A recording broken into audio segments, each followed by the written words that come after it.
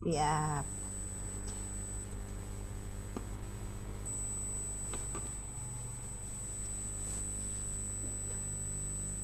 terima kasih Bapak Ibu yang sudah hadir di ruang Zoom meeting webinar kita. Yang keberapa ya Bu Mul kalau boleh info ini? Oke, yang ke 183. Meskipun saya tidak selalu udah berapa orang moderator ya Bapak Ibu ini berhadapan dengan saya? Oh, kecil ya? Oke, Bapak Agus sudah hadir di hadapan kita. Assalamualaikum Sebentar. Ibu, selamat Waalaikumsalam, siang. selamat datang Bapak. Baik Ibu, Sehat Bapak? Alhamdulillah sehat Ibu. Alhamdulillah. Mohon izin Bapak, kita tes suara dulu ya Baik sebelumnya. Ibu, silakan Hmm. Ibu. Bapak bisa monitor suara saya? Apa terdengar jelas, Bapak Ibu? Terdengar Ibu, terdengar jelas-jelas Ibu. Siap, terima kasih.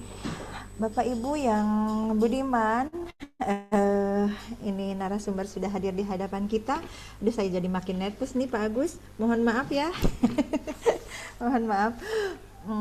Terima kasih atas kehadirannya sebelumnya. Terima kasih atas kehadiran Bapak Ibu untuk meluangkan waktu di sela-sela kesibukannya, apalagi di jam-jam yang rentan ini ya, jam-jam setelah makan itu kalau saya biasanya Pak Agus ngantuk gitu ya.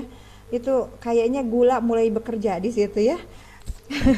Tapi mudah-mudahan kita selalu sehat apapun situasi dan kondisinya. Baik Bapak Ibu, untuk mempersingkat waktu karena waktu kita juga tidak terlalu banyak, 2 jam, mudah-mudahan 2 jam ke depan ini kita bisa mengisinya dengan efektif ya. Banyak ilmu didapat, bakal bisa sharing dan sebagainya terkait apa pengembangan karir jabatan kita sebagai fungsional. Baik Bapak Agus, izinkan saya memandu acara. Sebelumnya saya mengucapkan makan padang berlauk rendang, jalan sendiri menuju pacar. Assalamualaikum, selamat siang. Semoga acara ini berjalan lancar. Terima kasih Bapak.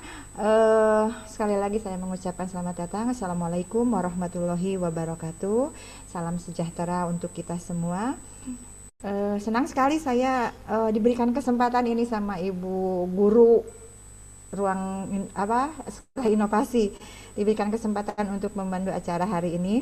Mudah-mudahan apa yang kita dapat hari ini bisa sangat bermanfaat, bukan saja untuk kita sebagai apa ya pejabat fungsional, tetapi juga dapat selanjutnya memberikan pencerahan maupun apa yang kedepannya kita butuhkan dalam jenjang karir kita sebagai pejabat fungsional. Sebelumnya marilah kita sama-sama panjatkan puji dan syukur kehadirat Allah Subhanahu wa taala karena atas rahmat dan karunia-Nya kita dapat berkumpul secara virtual, meskipun ya secara virtual ini. Sebenarnya pengen secara ini ya Pak ya, apa ya, kopi darat gitu ya Pak sambil ngopi ngobrolnya, tapi secara virtual dalam keadaan sehat pun kita tetap harus mensyukurinya. Terlebih apa yang akan kita lakukan hari ini mudah-mudahan juga bisa menambah sehat secara psikis untuk Bapak Ibu, khususnya untuk saya yang baru pertama kali memandu acara di sekolah inovasi ini. Baik Ibu, perkenalkan dulu terlebih dahulu saya sebenarnya harusnya tadi ya saya memperkenalkan diri. Baik, Pak Agus izin Pak, perkenalkan saya juga pemegang jabatan fungsional penyuluh sosial dalam hal ini ya. Nama saya Nining Widaning Rumsusono yang insya Allah 2 jam ke depan ini akan memandu Bapak Ibu untuk acara webinar kita kali ini. Adapun tema yang kita angkat hari ini relevan mengingat penguatan kapasitas dan arah pengembangan karir kita sebagai pejabat fungsional dalam menjawab tantangan pelayanan kesejahteraan sosial maupun yang lebih luas daripada pelayanan kesejahteraan sosial.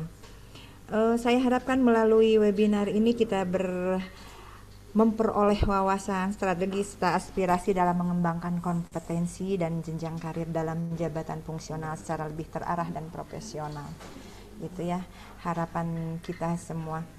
Tentunya kehadiran narasumber pada hari ini juga memberikan wawasan yang sangat berharga bagi kita semua, khususnya dalam memahami strategi pengembangan karir jabatan fungsional secara berkelanjutan.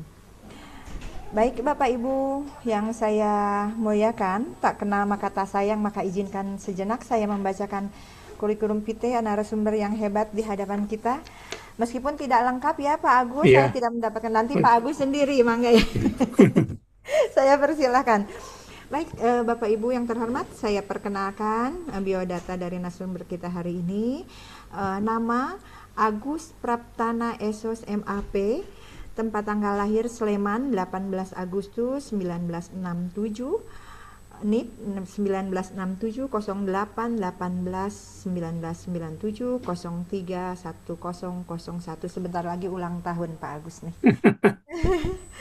Pangkat dan golongan pembina utama muda 4C, kemudian pekerjaan jabatan analis SDM aparatur ahli media, pendidikan terakhir S2, agama Islam, jenis kelamin laki-laki, dan saat ini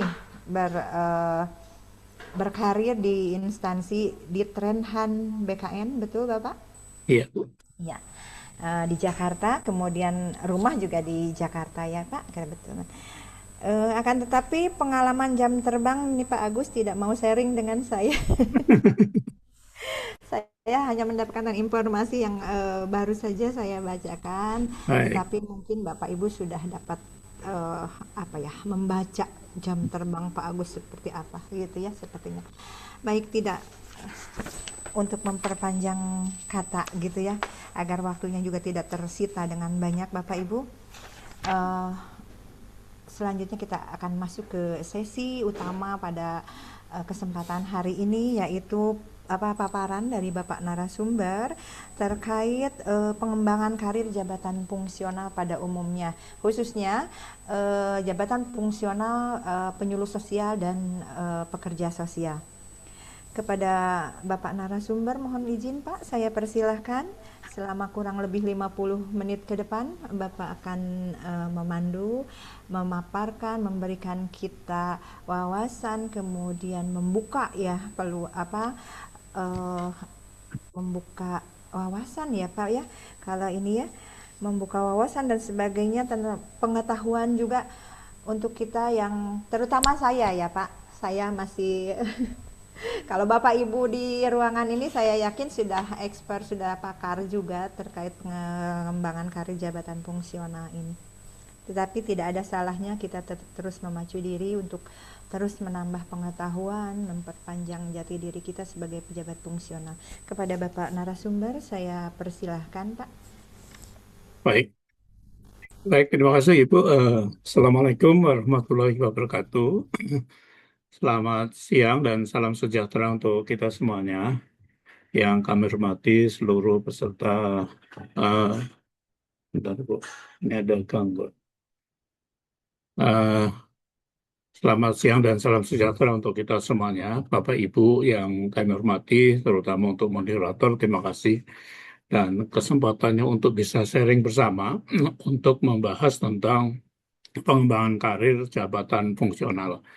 Seperti kita ketahui memang apa saat sekarang ini kita semuanya apa ada pilihan di dalam karir PNS itu satu di dalam jabatan struktural, kedua jabatan fungsional, yang ketiga adalah jabatan pelaksana atau jabatan arbitrasi. Nah, artinya apa? Semua PNS itu baik PNS maupun P3K mempunyai yaitu jabatan tergantung jabatan yang dipilih yang saat sekarang ini. Nah, tadi sudah disampaikan oleh Ibu moderator saya, kurikulum vitae saya, dan memang alhamdulillah saya cukup lama kenal dengan Bu Mul, bahwasanya saya menangani kenaikan pangkat sudah ada sekitar 8 tahun lebih, kemudian sebelumnya saya menangani pensiun dan pengangkatan pengadaan itu ada 11 tahun lebih, makanya saya baru pindah di Derenhan sekitar 2 tahun ini. Nah, Oleh karena itu mungkin nanti saya akan sharing pengalaman beberapa hal yang menyangkut tentang jabatan fungsional. Izinkan saya mungkin share yang banyak jabatan.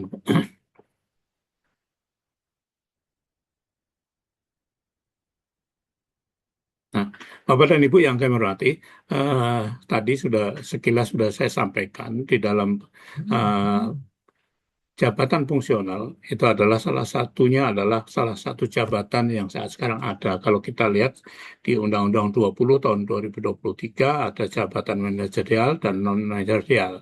Nah, salah satu yang non manajerial adalah yaitu jabatan fungsional. Tapi tentunya Bapak dan Ibu semuanya hari ini kita membahas tentang jabatan fungsional ini secara regulatif dan semuanya semoga kita ketahui bahwasanya sejak berlakunya Permen-PAN 1 tahun 2023 dan Per-KPK nomor 3 tahun 2023 itu ada perubahan paradigma di dalam hal uh, karir PNS yang menduduki jabatan fungsional. Kenapa? Karena memang kalau dulu kita berdasarkan butir-butir kegiatan. Nah, sekarang berdasarkan konversi, yaitu konversi SKP menjadi dasar, yaitu untuk penilaian angka kreditnya. Jadi sekarang tidak ada lagi namanya mata air angka kredit, mungkin sulit angka kredit, jadi tidak ada lagi. Semuanya mempunyai sama peran, yaitu mereka-mereka yang menduduki jabatan fungsional akan diberikan konversi nantinya untuk pengembangan karirnya. Oke, nah, kemudian Bapak dan Ibu, kita semuanya tadi setelah sudah sampaikan jabatan fungsional adalah jabatan karir dan jabatan profesi. Artinya, Bapak dan Ibu jangan berkecil hati sekarang saya punya jabatan fungsional, hanya jabatan fungsional, tidak jabatan struktural. Kalau jabatan fungsional tentunya nggak punya anak buah. Nah, tapi kalau menurut kami saat sekarang ini, ya Bapak Ibu sendirilah. Kalau yang eselon 3, eselon 2, pada waktu Lebaran nggak mikir anak buahnya, itu pasti dibilang kebangetan. Ya, tapi kalau pejabat fungsional madya yang levelnya sama dengan eselon 2 atau eselon 3, maka karena dia bersifat mandiri, maka tidak ada masalah kalau artinya tidak sharing dengan anak buahnya atau timnya. Nah, artinya jabatan fungsional sekarang adalah sebuah jabatan profesi yang dituntut untuk semuanya adalah mempunyai kemampuannya. Yang di bidang analis SDM tentunya harus mempunyai kemampuan yang menerangkan tentang jabatan fungsional tentang analis SDM. Yang bekerja di bidang penyuluh sosial maupun pekerja sosial, maka mereka juga harus dituntut mempunyai kemampuan. Tentunya Bapak dan Ibu semuanya yang bekerja sebagai penyuluh sosial maupun pekerja sosial harus mampu menguasai benar-benar apa yang menjadi tupoksinya. Nah, kenapa saat sekarang ini semua jabatan nanti harus mempunyai keprofesian masing-masing. Nah, kita ketahui seorang dokter tentunya adalah dia diberikan tuntutan untuk menguasai sebagai profesinya kedokteran. Dia sebagai apoteker, dia mempunyai kemampuan untuk itu. Nah, oleh karena itu, satu, jabatan fungsional adalah sekarang salah sebuah jabatan profesi. Sekarang jangan berkecil hati karena apa? Semuanya kita diberikan kesempatan untuk menduduki jabatan. Bahkan Bapak dan Ibu bisa melihat perbandingan antara yang menduduki jabatan struktural dengan jabatan fungsional. Kalau untuk level eselon 2, oke lah. Dia ada berbeda di dalam tunjangan. Tetapi kalau di eselon 4 dengan jabatan muda di BKN itu lebih tinggi tunjangan jabatan fungsionalnya dibanding dengan jabatan eselon 4. Tanggung jawabnya lebih besar eselon 4 dibandingkan dengan jabatan fungsional muda. Nah, artinya tuntutan keprofesionalan itu saat sekarang ini tidak ada masalah, jadi bagi PNS semuanya. Bahkan kita ketahui semua jabatan fungsional sekarang mempunyai peran yang aktif semuanya di dalam semua pekerjaan. Oleh karena itu tentunya peningkatan kompetensi kualifikasi pendidikan semua jabatan fungsional harus ditingkatkan. Nah, salah satunya adalah BKN telah memberikan kemudahan untuk pencantuman gelar, kenaikan pangkat sekarang sudah 12 kali dalam 1 tahun. Kemudian yang kedua untuk yang kenaikan pangkat luar biasa, jabatan fungsional juga dimungkinkan. Nah, artinya Bapak dan Ibu jangan berkecil hati kalau jabatan fungsional kenapa nggak KPLB, sekarang dimungkinkan. KPLB dimungkinkan untuk mereka yang menduduki jabatan fungsional. Nah, oleh karena itu tentunya adalah jabatan fungsional menjamin pengembangan karir dan dengan sistem penilaian kinerja dan pola karirnya. Artinya apa? Pola karir jabatan fungsional tidak hanya terbatas di dalam jabatan fungsional.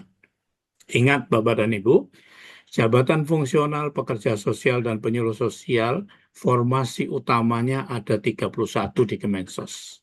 Artinya pengembangan karir yang mereka-mereka yang di level madya sekarang itu adalah bisa nanti menuju ke level utama. Mohon doanya, saya salah satu pionir yang saat sekarang ini sedang proses di Presiden untuk pengusulan CF Analis SDM utama. Yaitu jadi Bapak Ibu sekali, pengembangan karir jabatan fungsional tidak hanya terbentur harusnya level madya, bisa sampai utama. Nah, oleh karena itu, sekali lagi, Bapak dan Ibu semuanya yang sudah level madya sekarang, kejar terus, terutamanya adalah memang bagi mereka yang sudah levelnya eselon eh, pangkatnya 4C, mereka 3 tahun ke depan dengan nilai sangat baik sudah dimungkinkan untuk mengikuti uji kompetensi dari level untuk penyuluh maupun pekerja sosial utama. Nah, itu salah satunya. Kemudian yang berikutnya, kenaikan pangkatnya masih tetap dimungkinkan 2 tahun, tapi tentunya adalah kalau melihat dari sisi sekarang dengan Permen-Pan 1, kenaikan pangkat 2 tahun itu adalah sangat sangat kecil kemungkinan. Karena apa? Angka kreditnya sudah dibatasi dengan konversi tadi. Tetapi dimungkinkan juga kalau pada waktu awal itu sudah mempunyai angka kredit yang berlebih, khususnya pada jenjang yang sama, maka mereka bisa diberikan kenaikan pangkat 2 tahun apabila memungkinkan angka kreditnya, maka diusulkan kenaikan pangkat 2 tahun pada jenjang yang sama. Nah, ini salah satu keunggulan di dalam jabatan fungsional, yaitu mereka dapat diberikan kenaikan pangkat tidak terbentur dari harus 4 tahun, tetapi 2 tahun atau 3 tahun dimungkinkan. Yang kedua, tunjangan jabatan. Saat sekarang ini memang beragam untuk jabatan fungsional, belum sama dengan jabatan struktural. Kalau yang pengawas tunjangannya 480, untuk yang eselon 3 selanjutnya 200, untuk yang jabatan fungsional memang masih beragam. Tetapi pada prinsipnya kelas jabatannya sudah ditentukan. Tunjangan jabatannya berbeda, tapi kelas jabatannya hampir semuanya sama.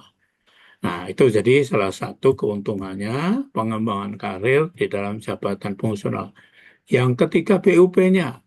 Kita semuanya tahu bahwasannya saat sekarang ini banyak PNS itu, ya kita semuanya nggak dipungkiri saja lah. Bagaimana caranya adalah memperpanjang batas usia pensiun.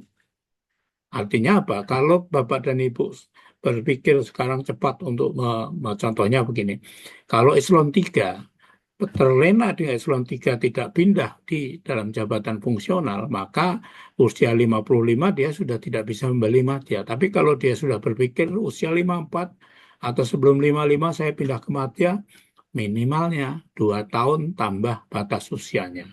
Nah, artinya kalau dia di 55, 8 tahun harusnya pensiun eselon 3, di 55 sebelum 55 dia pindah ke madya, berarti pensiunnya menjadi 60 tahun.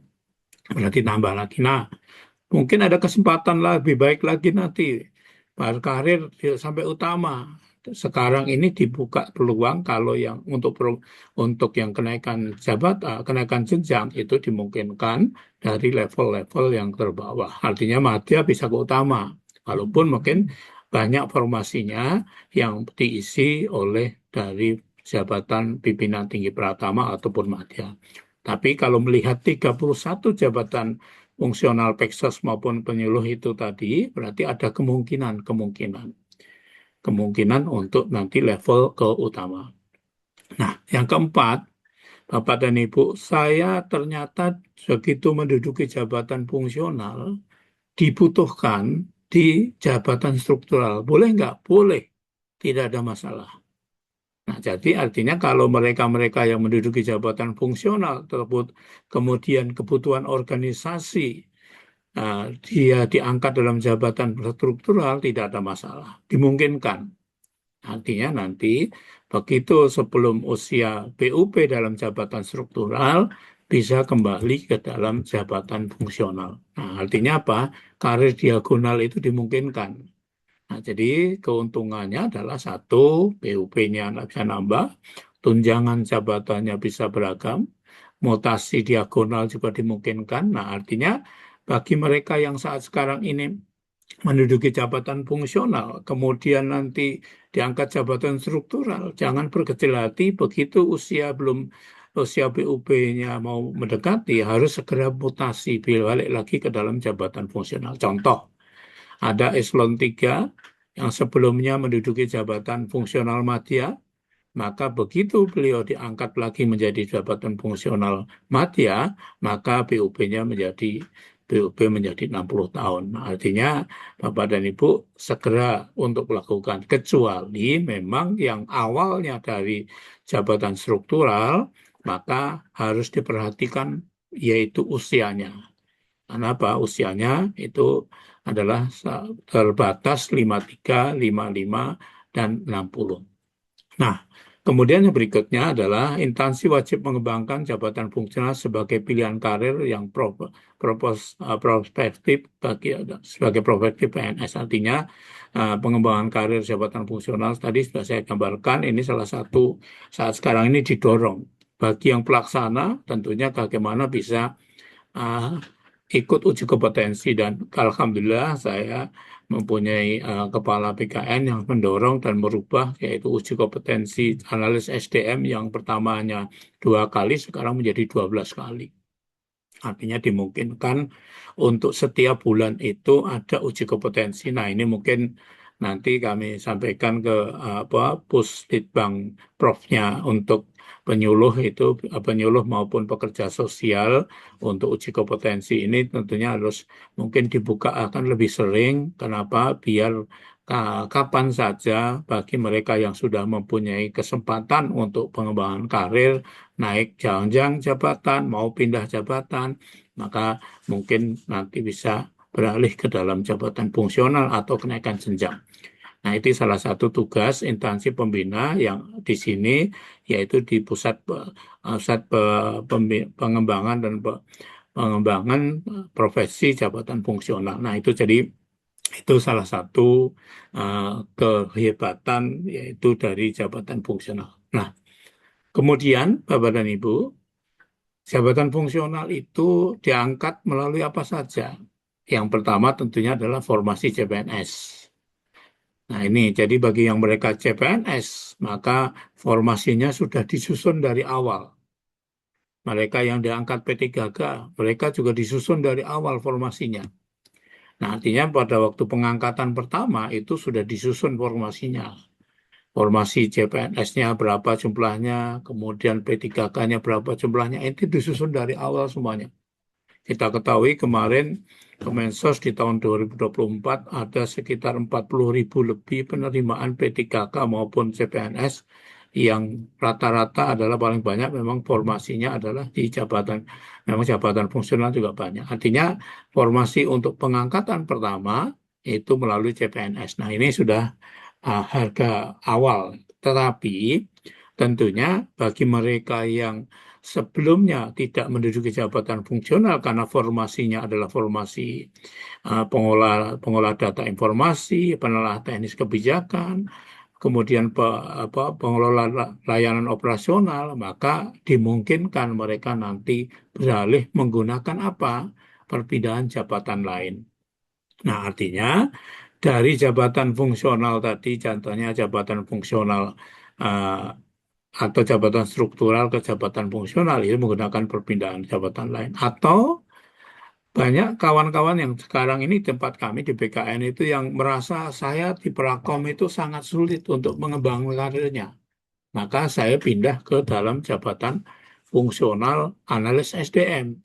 Nah, Kemensos salah satu instansi pembina jabatan penyuluh sosial dan pekerja sosial, maka tentunya ini menjadi peluang besar bagi semua pegawai yang ada di Kemensos atau yang ada di bawah dinas sosial. Nah, artinya bisa dimungkinkan nanti mereka berpindah ke dalam jabatan fungsional melalui perpindahan jabatan lain.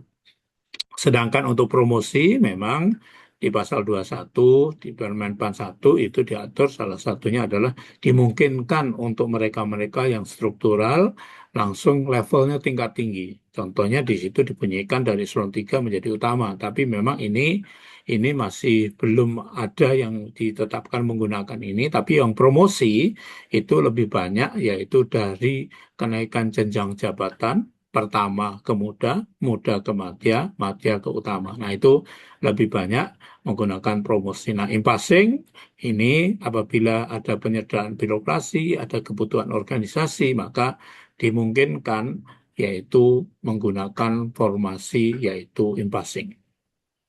Nah, kemudian Bapak dan Ibu, yang tentunya menjadi penting persyaratan dalam pengangkatan jabatan fungsional adalah rumahnya, formasinya. Saya sudah membaca di keputusan Kemensos yang ditujukan kepada Menpan, yaitu jabatan fungsional di bawah penyuluh kesehatan maupun pekerja sosial ini cukup banyak. Dan eh, salah satunya tadi saya sambil, yaitu yang utama saja disiapkan rumahnya 31. Artinya pengembangan karir yang level madya, pangkatnya 4C, sudah 3 tahun, berarti sudah minimalnya sudah mempunyai tiket. Nah, tapi persyaratannya tentunya adalah harus lulus dan mengikuti uji kompetensi. Nah, itu jadi artinya formasinya dulu. Nah, ini formasinya tugas nanti di bagian biro organisasi. Kemudian uji kompetensi nanti tugasnya ada di Pusbang Pusbang Prov. Nah, itu artinya di situ nanti yang menyelenggarakan uji kompetensi. Nah, dari situ kemudian nanti apa eh, baru nanti ditetapkan SK-nya. Nah, jadi untuk formasi tentunya ditetapkan oleh Menpan, uji kompetensi dilaksanakan oleh instansi pembina. Di sini adalah yaitu ada di Pusbangprov. Kalau mereka Bapak dan Ibu yang saat sekarang ini saya pengen dianalisis SDM Pak, berarti harus mengikuti yaitu uji kompetensi yang ada di BKN. Nah, silakan mendaftar karena sekarang itu terbuka bagi mereka-mereka yang pengelola kepegawaian yang bekerja di bagian Biro SDM atau bagian kepegawaian itu sangat dibuka peluang untuk mengikuti uji kompetensi di analisis SDM dan tadi sudah saya sampaikan uji kompetensi yang dilaksanakan di BKN ini dilaksanakan selama 12 kali dalam 1 tahun. Artinya setiap bulan ada. Nah, itu jadi ini terbuka peluang. Nah, kinerja tentunya ini adalah menjadi salah satu syarat untuk saat sekarang ini. Makanya BKN sekarang sudah menggunakan EKI kinerja dan SKP-nya itu jadi satu. Penilaiannya jadi satu. Nah, kemudian yang kedua untuk hal-hal yang menyangkut tentang angka kredit juga jadi satu. Nah, jadi tidak lagi perlu ada terpisah-pisah. Nah, ini tentunya mohon nanti Pusbangpropnya nanti atau mungkin pembina jabatan fungsional penyuluh maupun pekerja sosial bisa menggunakan bahkan kami sampaikan bisa menggunakan aplikasi yang menggunakan e-kinerja BKN. Jadi penyuluh ataupun penyuluh maupun pekerja sosial nggak perlu lagi repot-repot membuat SKP sendiri atau angka kredit sendiri, semuanya jadi satu. Nah, kemudian di sini memang kami sebutkan status PNS, tapi sekarang dibuka untuk P3K juga. Cuman memang P3K yang ada saat sekarang ini, jabatan fungsionalnya belum sama dengan PNS. Moga-moga nanti di perubahan di PP tentang manajemen ASN itu nanti ada perubahan, tapi yang jelas sekarang untuk PNS itu adalah bisa naik jenjang, sedangkan untuk yang level P3K belum ada pengaturan untuk kenaikan jenjangnya. Tapi jabatan fungsional bisa, tetapi untuk kenaikan jenjangnya belum berlaku untuk P3K. Moga-moga nanti ada pengaturan tersendiri untuk mereka-mereka yang menduduki jabatan fungsional melalui P3K, dan demikian nanti ada sama penilaiannya. Tapi karena SKP-nya sama, kerjanya sama, cuman mereka bekerja secara kontrak, itu adalah mereka-mereka diberikan pengembangan karirnya berbeda. Nah, itu kemudian syarat lain, nah ini biasanya nanti tentunya diatur oleh instansi pembina kesehatan, kualifikasi pendidikan. Nah, saya lihat yang di penyuluh kesehatan ini yang sangat sangat apa artinya kualifikasi pendidikannya itu sudah dikunci. Hanya bisa pendidikan tertentu yang menyangkut sosial saja yang bisa. Nah, itu artinya nanti eh, kuncinya adalah pendidikan apa saja yang menjadi syarat untuk pengangkatan. Nah, pengambilan sumpah ini diatur di dalam Perkab BKN nomor 7 tahun 2017 dan Perkab BKN nomor 21 tahun 2017 bahwasanya mereka yang diangkat pertama kali wajib dilakukan sumpah. Kemudian yang kedua, mereka yang perpindahan dari jabatan lain wajib diambil sumpahnya, tapi khusus untuk yang kenaikan jenjang jabatan, maka dikatakan dapat dilakukan pelantikan. Artinya bagi mereka yang dari muda ke madya tidak perlu ada sumpah, tetapi bagi mereka yang dari struktural pindah ke fungsional wajib dilakukan pengambilan sumpah. Nah, ini salah satu klausul pengaturan dan usia pindah ini diatur di dalam PP 11 tahun 2017 pasal 76 bahwasanya 53, 55, dan 60 artinya sebelum usia 55 harus segera mengikuti uji kompetensi dan dilantik sebelum 55 untuk perpindahan ke level madya. 53 untuk perpindahan ke pertama dan muda.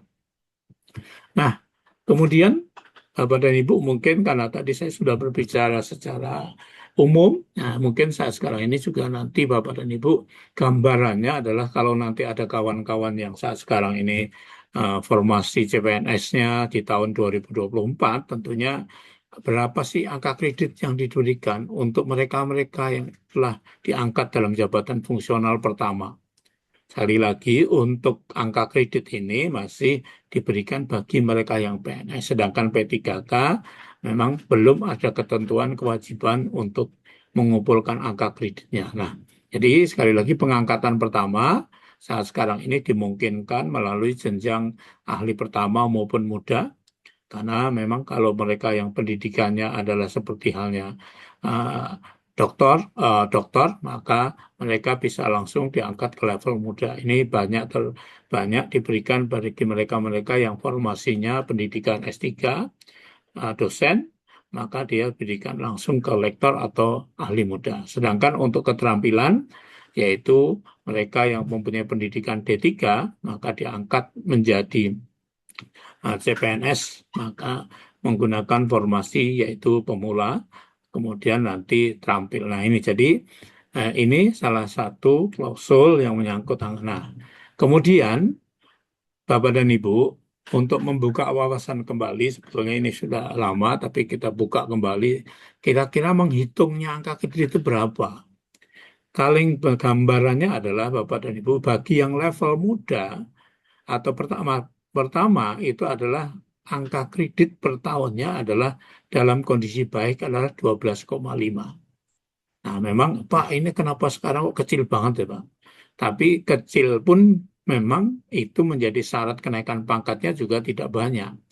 Contoh, kalau dia diangkat posisinya 3A, maka dihitung dalam 1 tahun dari Januari sampai dengan Desember, ahli pertama, kalau kondisi dia diberikan nilainya adalah SKP-nya adalah baik, maka dapat nilai 12,5. Tapi kalau yang dicontoh ini adalah mereka diberikan nilai adalah 18,75 karena apa? SKP-nya sangat baik. Makanya saat sekarang ini SKP itu menjadi nilai yang sangat penting bagi jabatan fungsional. Jadi Bapak dan Ibu, kalau mungkin angka kreditnya tadi adalah kalau dulu menggunakan butir-butir kegiatan, kalau Bapak dan Ibu nggak bekerja dan nggak mengumpulkan bukti angka kreditnya, maka nggak bisa yaitu dimintakan. Tapi kalau dengan SKP, maka penilaian SKP tadi menjadi dasar untuk pemberian angka kreditnya. Jadi, Bapak dan Ibu, sekali lagi, untuk yang level pertama, pengangkatan pertama, apabila dia diangkat di levelnya tanggal 1 Januari sampai dengan Desember, angka kredit dengan SKP-nya sangat baik, langsung diberikan angka kredit 18,75. Artinya kalau 18,75 kemudian dia mau naik pangkat ke 3B, dari 3A ke 3B berarti butuh berapa? Minimalnya adalah 3 tahun. Nah, jadi 3 tahun mereka sudah dimungkinkan untuk naik pangkat ke 3B karena butuhnya angka kreditnya hanya 50 saja. Nah, kemudian ini juga dimungkinkan saat sekarang ini. Kalau ternyata di bulan Desember tadi itu sudah terkumpul umpamanya angka kreditnya 48, tinggal 2 bulan lagi, maka sebetulnya sudah mencapai 50. Makanya tidak perlu nunggu 1 tahun lagi, maka bisa dikumpulkan angka kreditnya dengan 2 bulan secara periodik. Tapi tentunya Bapak dan Ibu, kalau menggunakan tiap bulan memang bisa dinilaikan. Tapi kalau yang SKP-nya masih menggunakan setengah tahun, maka klaimnya adalah setengah tahun. Tapi kalau sudah menggunakan SKP BKN itu ada secara periodik, 2 bulan pun itu dimungkinkan untuk mengumpulkan angka kreditnya. Artinya tadi saya kasih gambaran kalau umpamanya dia 2 tahun 2 tahun itu baru 36 lebih, berarti masih harus kurang 18 lagi. Nah, umpamanya ternyata ada nilainya baru 48, berarti itu kurang 2 lagi untuk angkat pangkat ke 4B, maka dia bisa diberikan angka kredit melalui secara periodik. 2 bulan saja dikonversikan, maka dapat menjadi nilai angka kredit sampai dengan 50. Nah, itu artinya ada kemudahannya adalah tidak harus nunggu 1 tahun, bisa diberikan angka kredit secara periodik. Nah, ini gambarannya Bapak dan Ibu, kalau ternyata formasi CPNS-nya itu adalah diangkat mulai TMT-nya 1 Maret, maka hitung-hitungannya adalah seperti ini. Kalau 1 Maret dihitung mulai sejak CPNS, maka sampai Desember. Januari, Februari, maka tambahannya. Nah, artinya ini tadi saya kasih gambaran kalau ternyata angka kreditnya adalah kini dengan nilai baik, maka dia 12,5 karena belum mencapai 1 tahun, maka 10,42 tambah dengan 2,8 maka jumlahnya sama yaitu 12,5. Nah, ini artinya kekhususan ini dimungkinkan mereka-mereka yang menggunakan formasi CPNS dan pengangkatannya tidak dari bulan Januari dan itu dimungkinkan untuk mulai dihitung. Artinya Bapak dan Ibu, selama kita bekerja ini sudah bisa dikonversikan angka kreditnya. Nah, kemudian tadi saya kasih gambaran yang kedua adalah perpindahan jabatan lain. Nah, perpindahan jabatan lain tadi tidak hanya dari jabatan struktural ke fungsional, bisa jadi dari jabatan fungsional ke fungsional. Karena apa? Contoh, tadi saya kasih gambaran, kawan-kawan kami itu ada yang di Prakom, Pranata Komputer, itu merasa, wah saya kalau di Prakom kok pengembangan karir saya kok agak lambat. Satu, saya instansi pembinanya ada di PPS. Yang kedua, kalau uji kompetensi harus ke sana. Nah, itu artinya karena bekerja di BKN bisa jadi langsung saya lebih baik bekerja pindah ke analis SDM. Atau mungkin yang formasinya awalnya adalah analis SDM aparatur di Biro SDM, terus kemudian di bawah Direktorat Jaminan Sosial, maka waduh kalau kayak gini ternyata perkembangan karir saya mungkin nggak sebanyak pada waktu saya menggunakan jabatan penyuluh sosial atau pekerja sosial, maka bisa pindah dari jabatan fungsional ke dalam jabatan fungsional. Artinya fungsional ke fungsional bisa juga dari struktural ke fungsional. Nah, artinya ini menggunakan kelompok yaitu perpindahan jabatan lain. Nah, kalau ternyata ada formasinya dulu dia masih menggunakan D3, kemudian mau pindah ke Madya, ke pertama, maka juga termasuk menggunakan perbedaan jabatan lain. Jadi kalau yang dulunya keterampilan mau pindah ke ahlian itu juga termasuk kriterianya perpindahan jabatan lain. Nah, kenapa ini kami sampaikan? Karena ada komposisi angka kredit yang berbeda pada waktu perpindahan jabatan lain.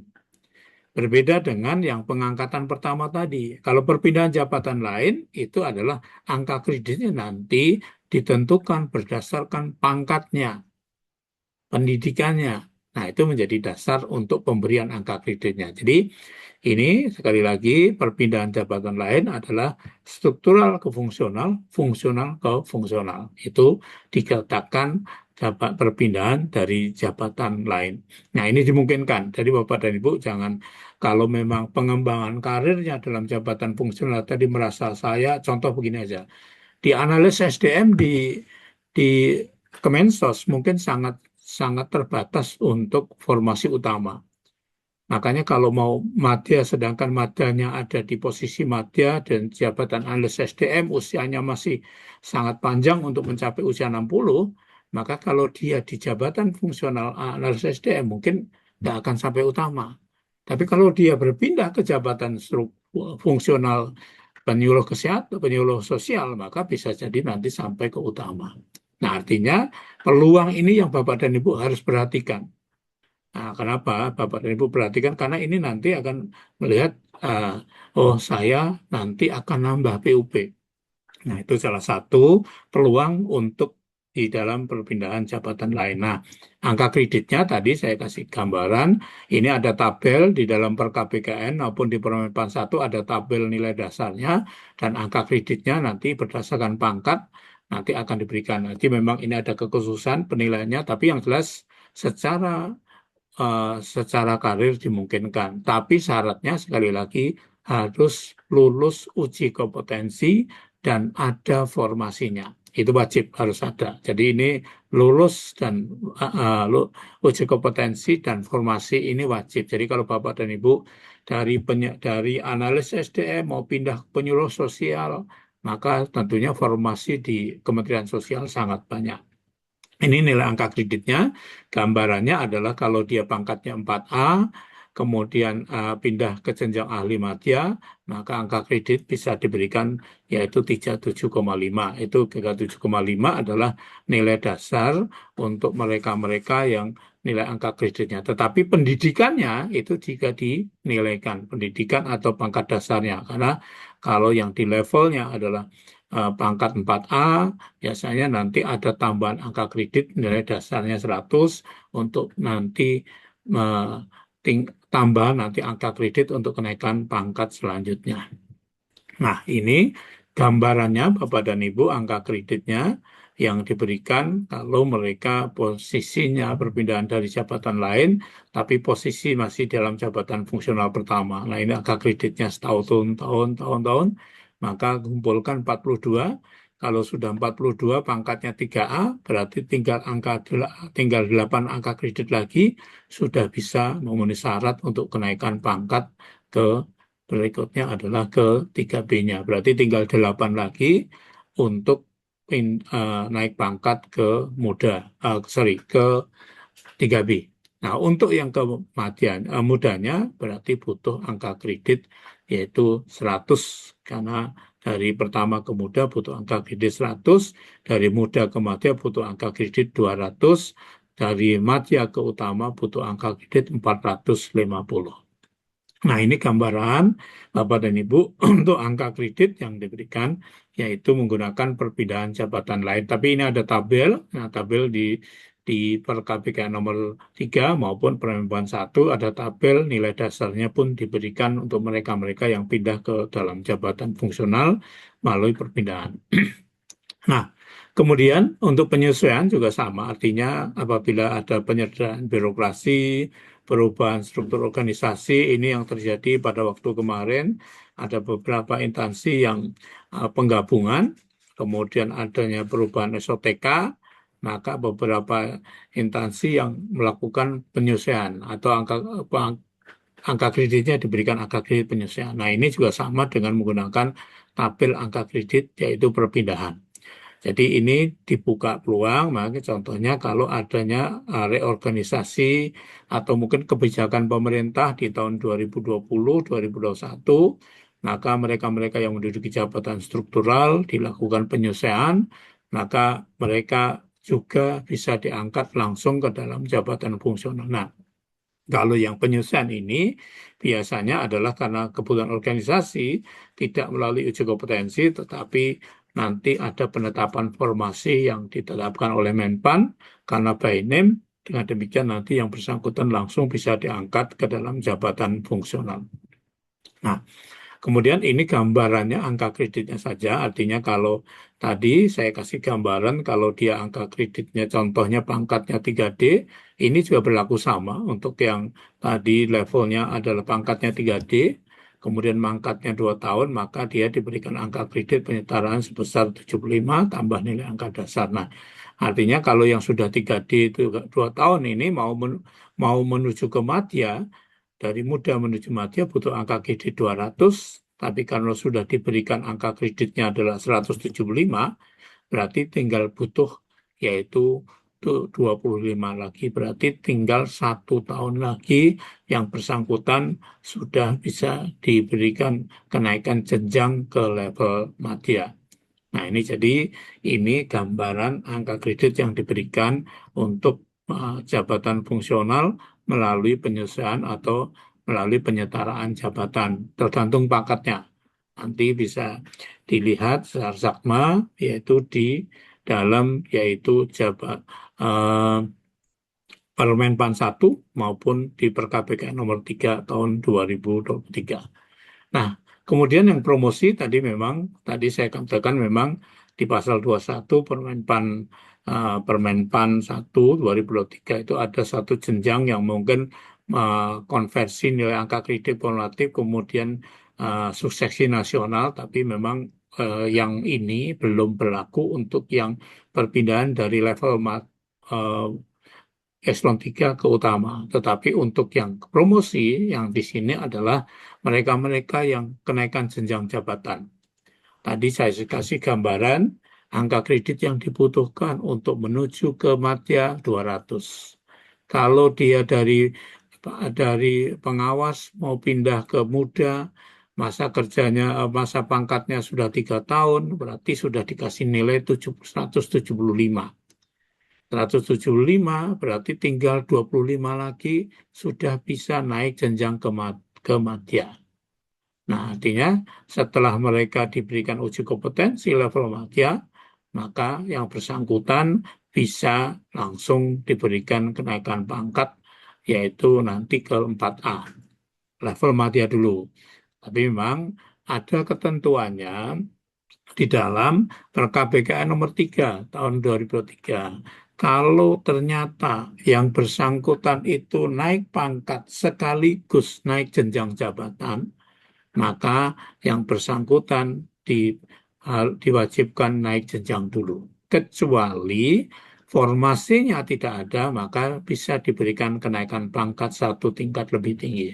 Contoh, jabatannya adalah level muda, angka kreditnya sudah 200, kemudian pangkatnya sekarang 3D, mau mengikuti uji kompetensi ke madya, yang bersangkutan sudah mengikuti uji kompetensi, maka yang bersangkutan dapat diberikan kenaikan pangkat kalau yang bersangkutan mengikuti uji kompetensi level madya dulu, baru nanti naik pangkat. Tetapi kalau ternyata sudah uji kompetensi level madya belum diangkat dalam level madya karena formasinya penuh, maka dia bisa naik pangkat ke 4A dulu tanpa harus naik jenjang ke madya. Nah, itu jadi ini kemudahan yang diberikan mereka-mereka yang kemudian naik pangkatnya adalah bersamaan, itu adalah naik pangkat, naik jenjang dulu, diangkat dulu, baru naik ke level madya dan pangkat 4A. Tapi ternyata kalau yang umpamanya tadi sudah level madya, tetapi kemudian belum ada formasinya atau formasinya penuh, maka dia naik pangkat duluan. Nah, itu ada dibuka peluang untuk mereka-mereka yang naik pangkat bersamaan dengan kenaikan jenjang jabatan. Nah, kemudian ini salah satu gambarannya yang Bapak dan Ibu tadi, ini sekali lagi promosi yang berlaku di sini memang sekali lagi belum pernah ada yang mengusulkan seperti ini karena memang salah satunya adalah rencana suksesi yang diberikan oleh instansi tadi.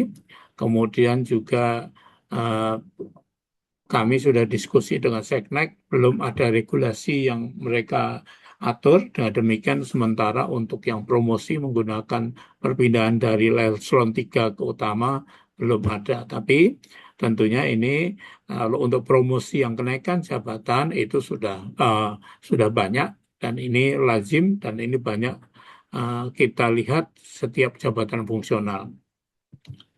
Nah, kemudian Bapak dan Ibu, di dalam karir yang pertama tadi adalah karir jabatan fungsional, tentunya adalah eh, kita semua sudah harus mulai mempersiapkan diri.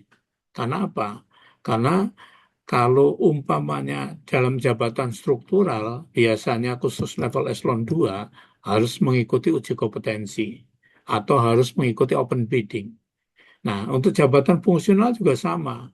Jadi Pak, saya sekarang nggak mau ikut uji kompetensi. Ya, kalau tidak mau mengikuti uji kompetensi, berarti ya sudah stuck di pangkat itu, di jabatan itu. Makanya tadi, sekali lagi, untuk jabatan fungsional juga wajib mengikuti uji kompetensi apabila ingin naik jenjang. Nah, kalau dulu mungkin jabatan fungsional itu tidak ada uji kompetensi, langsung naik saja, pangkat naik, jabatan naik. Nah, sekarang semua jabatan fungsional kalau mau naik pangkat harus naik jenjang. Contohnya dari 3B mau ke 3C, kalau dulu mungkin jabatannya pelaksana, tidak uji kompetensi bisa naik pangkat. Tapi kalau untuk yang jabatan fungsional, mau tidak mau, suka tidak suka harus mengikuti uji kompetensi baru bisa naik jenjang jabatan. Artinya dengan jenjang jabatan tadi yang bersangkutan akan bisa naik pangkat. Jadi sekali lagi angka kreditnya terpenuhi, tetapi kalau tidak mengikuti uji kompetensi maka yang bersangkutan belum bisa naik pangkat dan naik jenjang. Nah, jadi eh, Bapak dan Ibu di mana saja mungkin saat sekarang ini tidak terbatas ruang dan waktu, artinya di Merauke, di Papua maupun ada di Sumatera itu saat sekarang uji kompetensi tidak harus bersifat luring, tetapi banyak yang sudah dilakukan menggunakan daring. Artinya uji kompetensi ini salah satu syarat untuk kenaikan jenjang jabatan. Nah, kemudian yang kedua adalah menjadi salah satu penentu untuk karir pakai PNS yang menduduki jabatan fungsional. Nah, kalau tadi saya katakan Pak, kalau ternyata pangkatnya sekarang sudah pangkatnya 3C, 3C, tetapi yang bersangkutan sudah punya angka kredit 200, berarti sangat mungkin dia bisa naik jenjang kematian, tapi pangkatnya masih tetap di level muda. Tapi ini saat sekarang dengan adanya konversi ini sangat kecil kemungkinan, tapi kalau dulu sangat dimungkinkan. Tapi kalau mereka-mereka yang perpindahan dari jabatan angka kreditnya konvensional ke konversi, mungkin sudah bisa ada kumpulan angka kredit sebelumnya. Itu dimungkinkan. Tapi kalau eh, sebelumnya adalah belum pernah menduduki jabatan fungsional menggunakan konvensional, mungkin sangat kecil kemungkinan yang bersangkutan di level muda, pangkatnya 3C, tapi Ukom Madya.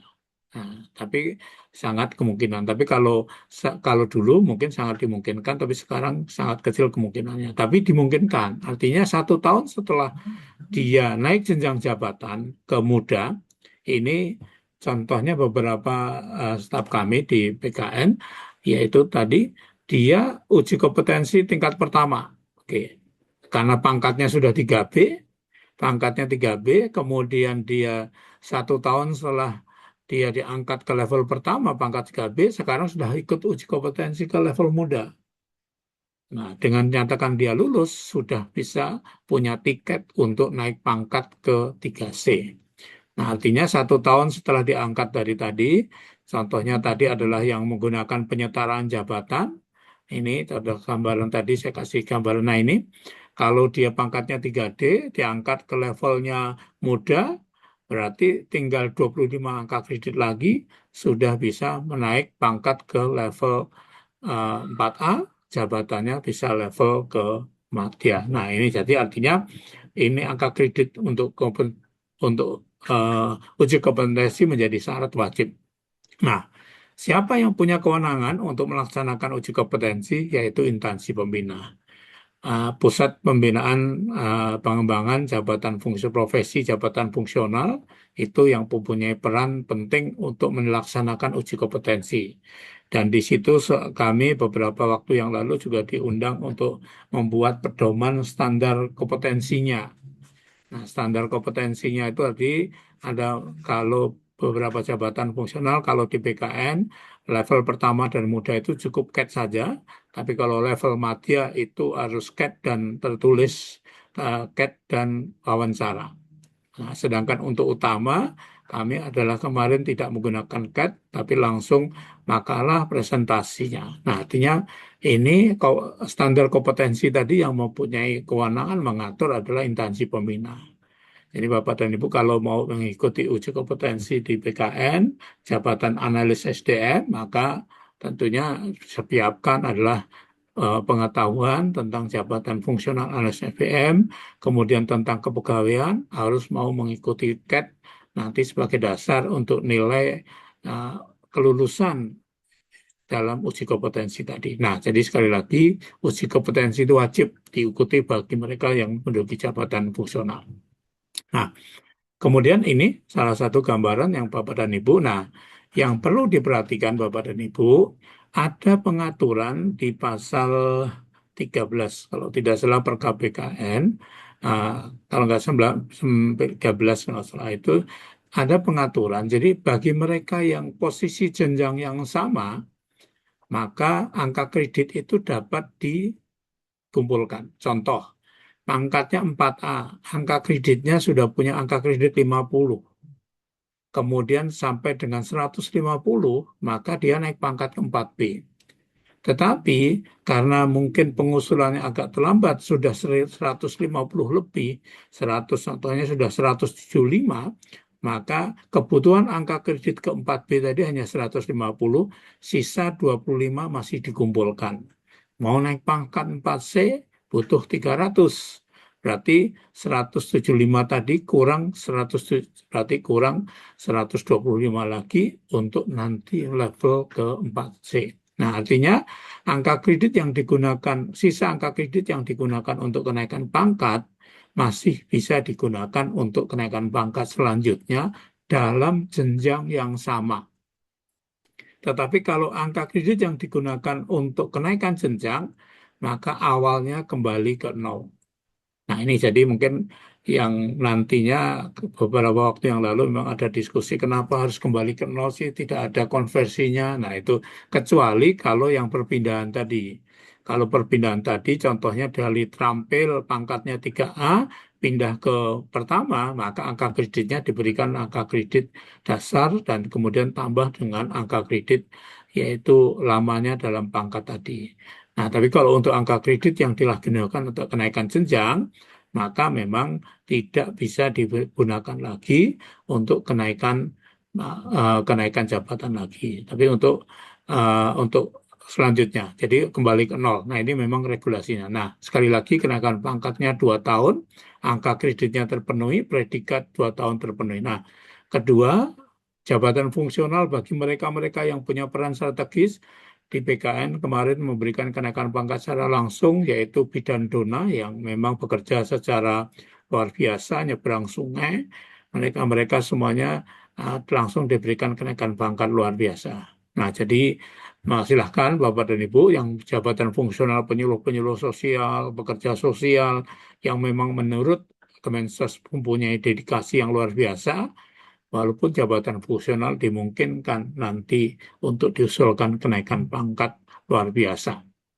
Nah, kemudian, nah ini juga dimungkinkan Bapak dan Ibu, kalau ternyata pada waktu awal masuk itu adalah menggunakan ijazah S1, pangkatnya masih 3A, nah kemudian yang bersangkutan punya ijazah S2, maka walaupun belum 4 tahun ataupun 3 tahun, bisa menggunakan mekanisme penyesuaian ijazah bagi mereka-mereka yang mempunyai ijazah S2. Jadi kalau dulu nggak ada namanya ijazah penyelesaian ijazah bagi mereka jabatan fungsional.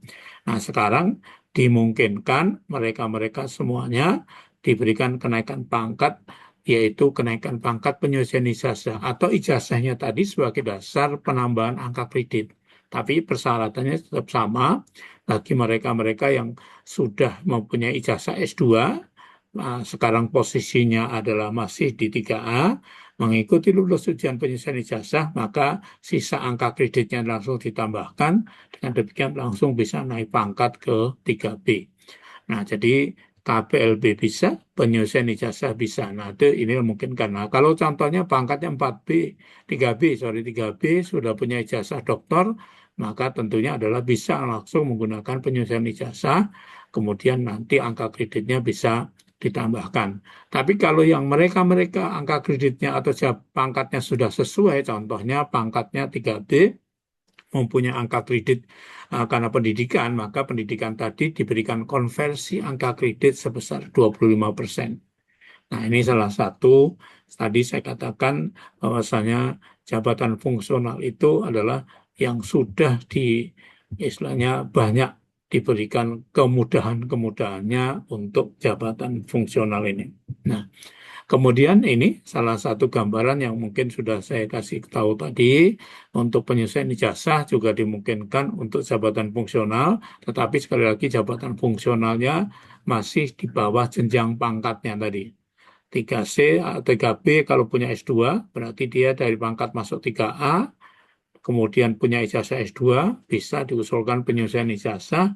Nanti setelah itu penyelesaian ijazah tadi sebagai dasar penambahan angka kreditnya, besarnya berapa? Selisih angka kredit tadi sebagai dasar untuk angka kredit tambahan menuju ke level ahli pertama, pangkat 3B. Nah, kemudian Bapak dan Ibu, ini salah satu gambaran konversi angka kreditnya. Sekali lagi, nah ini angka konversi ini memang kalau kita lihat Pak, kok kecil banget ya Pak ya angka kreditnya. Tetapi dengan adanya sangat baik, maka jabatan fungsional dimungkinkan, yaitu mereka-mereka diberikan kenaikan pangkat untuk level lebih tinggi. Dengan demikian 3 tahun itu adalah salah satu, ya kalau nilai sangat baik, mereka bisa naik pangkat. Angka kredit tambahan pendidikan baru 25%. Artinya banyak hal yang sudah diberikan kemudahan untuk mereka-mereka yang menduduki jabatan fungsional. Nah, kemudian tadi sudah saya kasih gambaran, Pak, kalau saya dulu, nah ini mungkin di sini ada Bu Mulyati. Bu Mulyati adalah salah satu uh, dulunya menduduki jabatan fungsional uh, pekerja sosial atau penyuluh kesehatan, penyuluh sosial. Nah, diangkat jabatan struktural, maka begitu nanti kembali lagi ke jabatan fungsional sangat dimungkinkan. Nah, memang ini salah satu kemudahannya. Bahkan di PP 17 tahun 2020, bagi mereka-mereka yang diberikan tugas sebagai pejabat negara, maka BUP-nya adalah berdasarkan jabatan terakhir yang diduduki. Artinya kalau profesor kemudian diangkat menjadi menteri, maka BUP-nya bukan 60 tahun, tetapi adalah 70 tahun pada waktu dia nanti BUP menjadi jabatan eh, profesornya. Nah, artinya dimungkinkan kembali lagi.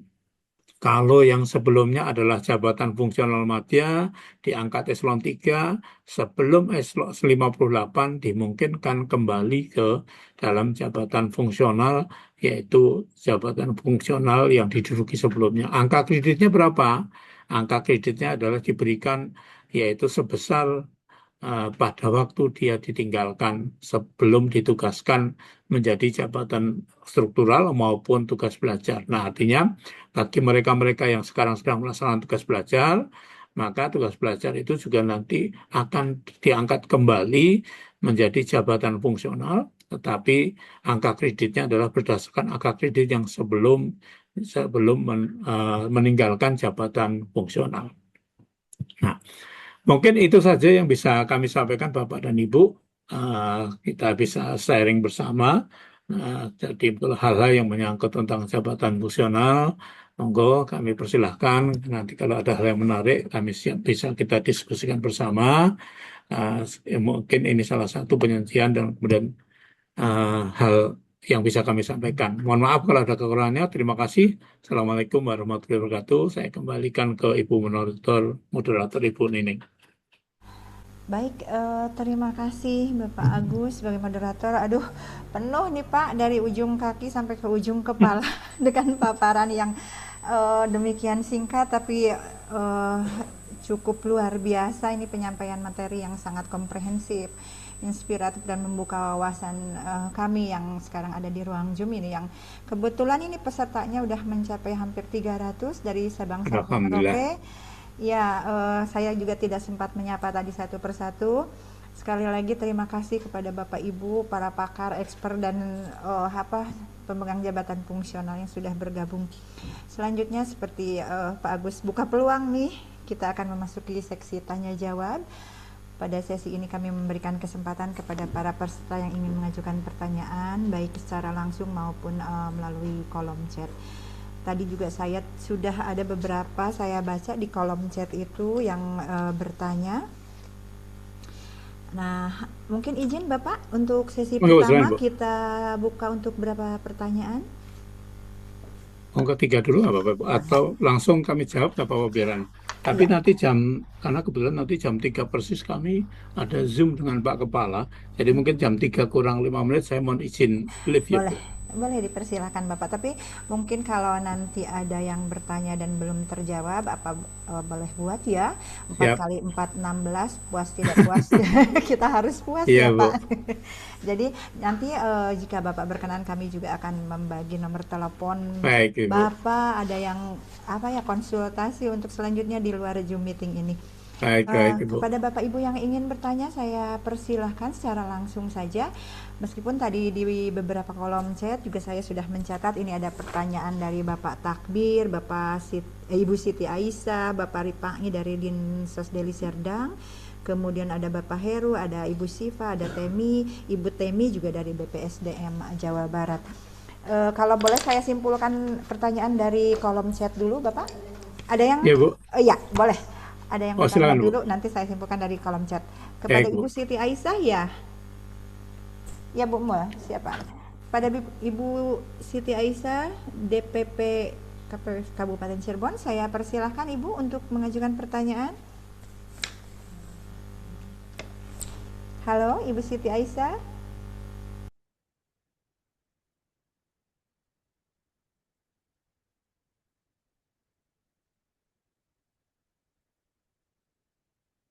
Ibu Siti Aisyah, Ya, monitor. Ya, ya, Ibu, silakan Ibu. Bunten. Ya, terima kasih banyak, Ibu. Iya, Tadi mic-nya silakan. belum diizinkan soalnya. Iya, terima Silakan. kasih banyak Bapak atas penjelasan yang sangat luar biasa. Terima kasih juga Ibu atas kesempatannya. Izin bertanya Bapak dan Ibu, saya Siti Aisyah dari DPP KBP 3A Kabupaten Cirebon ingin bertanya mengenai fungsional Pensos yang akan melakukan tugas belajar. Kebetulan, saya rencananya tahun ini akan melaksanakan tugas belajar untuk pendidikan profesi psikolog gitu, ingin melanjutkan biar jadi psikolog gitu Pak dan Bapak dan Ibu. Nah, di aturannya kan katanya kalau fungsional melakukan tugas belajar itu akan terhenti ya, tadi yang Bapak jelaskan juga Ya, diberhentikan sementara ya Pak ya. Nah itu nanti kalau, saya kan belajarnya tugas belajar ini kan 1,5 sampai 2 tahun ya Pak ya. ya. Pendidikan profesinya. Nah, kalau saya udah lulus lagi itu nanti apakah langsung aktif kembali, Pak, atau saya harus uji kom ulang ya, Pak? Terus nanti apakah profesi saya ini bisa dihitung sebagai angka kredit, Pak? Mohon pencerahannya ya, Pak.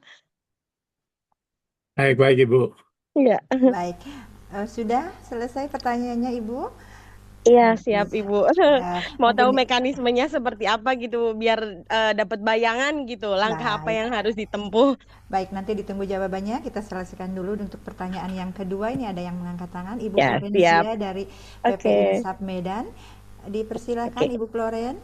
Iya, terima kasih Bapak Ibu. Sama-sama, Baik, terima silakan. kasih Bu Nining. Izin Bapak, perkenalkan saya dari Sentra Insaf. Ini saya ingin bertanya untuk sekarang jabatan saya itu penyuluh sosial ahli pertama. Nah, apabila mengambil S2, apabila tidak serumpun dengan pekerjaan sosial, itu apakah perhitungan angka kreditnya berbeda? Untuk nanti apa klaim ijazahnya jika sudah selesai atau sama saja. Itu saja Pak, terima kasih. Baik, Ibu.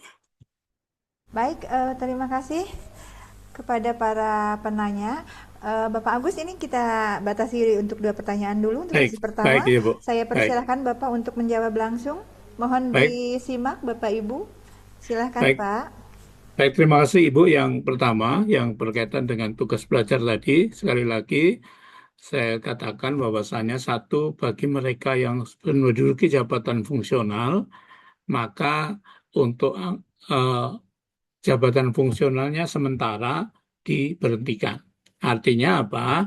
Begitu yang bersangkutan, kalau di dalam ketentuannya adalah pasal tentang pemberhentian pasal 94, kalau nggak salah 94 PP 11 itu adalah mereka yang menduduki jabatan fungsional kemudian melaksanakan tugas belajar yang melebihi 6 bulan, maka harus diberhentikan dari jabatannya. Karena memang di dalam ketentuan tentang jabatan fungsional itu adalah 6 bulan setelah melaksanakan tugas belajar, maka tunjangan jabatan fungsionalnya harus diberhentikan dan kemudian jabatan fungsional juga harus diberhentikan sementara. Nah, artinya pada waktu dia melaksanakan tugas belajar, memang itu berhenti dari jabatan fungsionalnya.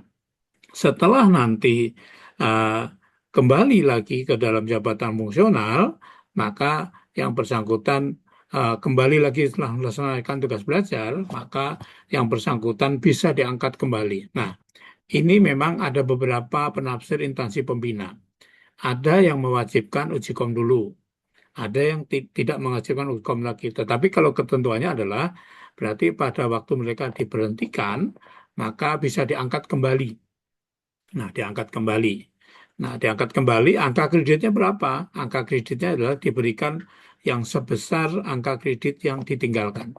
Nah, pada waktu selama melaksanakan tugas belajar tadi, nah ini memang ada kaitannya. Kalau materi tugas belajarnya atau tugas belajarnya tadi tidak diberhentikan, contohnya adalah beberapa yang tugas belajarnya tapi mandiri, itu adalah angka kreditnya bisa dihitung. Tapi kalau angka kredit bagi mereka yang tugas belajar dan diberhentikan dari jabatannya, memang ada yang mengatakan itu tidak dihitung angka kreditnya.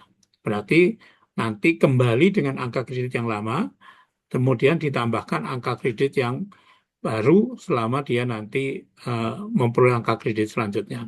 Jadi ada yang mengatakan tidak diperhitungkan angka kreditnya, tapi memang ada yang menafsirkan kalau dia ada, ini yang sekali lagi ini tergantung instansi pembina membuat ngatur apa. Contohnya begini Bu, kalau ada pemeriksa di BPK, BPK itu memberikan aturan kalau dia ditugaskan menjadi kepala bidang, maka angka kredit terhitung karena aturan di BPK-nya diatur demikian. Tapi kalau di Kemensosnya nanti tidak mengatur dia tugas belajar ya diberhentikan, maka diberhentikan langsung dan angka kreditnya tidak dinilaikan.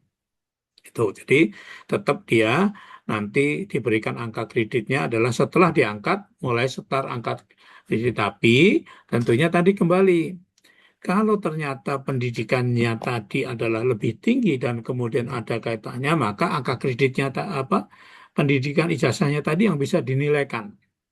Nah itu berarti kan tambah angka kredit 25% karena pendidikan baru. Dengan demikian itu akan menjadi tambahan angka kreditnya. Nah, jadi kalau dia levelnya adalah 25% tadi di level muda, berarti ada tambahan angka kreditnya. Nah, jadi sekali lagi diangkat kembali dapat, kemudian angka kredit untuk tugas belajar, sementara saya katakan tidak dihitung, tapi ijazahnya nanti bisa menjadi tambahan 25% dari angka kreditnya di levelnya tadi. Itu yang pertama. Yang kedua, untuk yang Ibu yang mengatakan, Pak, kalau saya tugas kemudian selesai melaksanakan pendidikan yang baru, apakah harus relevan? Nah, ini momen yang perlu diperhatikan. Instansi pembina biasanya mempunyai standar untuk jabatan fungsional penyuluh sosial dan pekerja sosial itu pendidikan apa saja yang relevan dengan tadi. Nah, kalau memang bukan relevannya tadi, maka memang tadi ketentuannya adalah mereka ijazahnya bisa digunakan penyelesaian ijazah, lalu kemudian yang kedua atau tambahan angka kredit 25% tadi. Jadi sekali lagi, kalau dia bisa digunakan lulus penyelesaian ijazah, berarti langsung bisa naik pangkat ke 3B.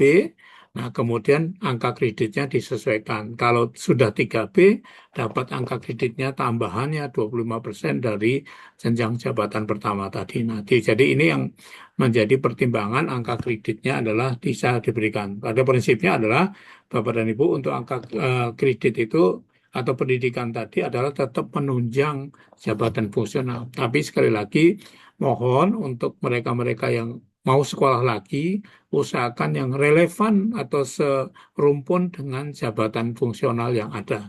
Jangan sampai nanti berbeda jauh, nanti tentunya ya secara keprofesian nggak ada masalah bisa digunakan, tapi tentunya yang menunjang relevan jabatan fungsional tadi. Mungkin itu Bu Nineng yang saya sampaikan.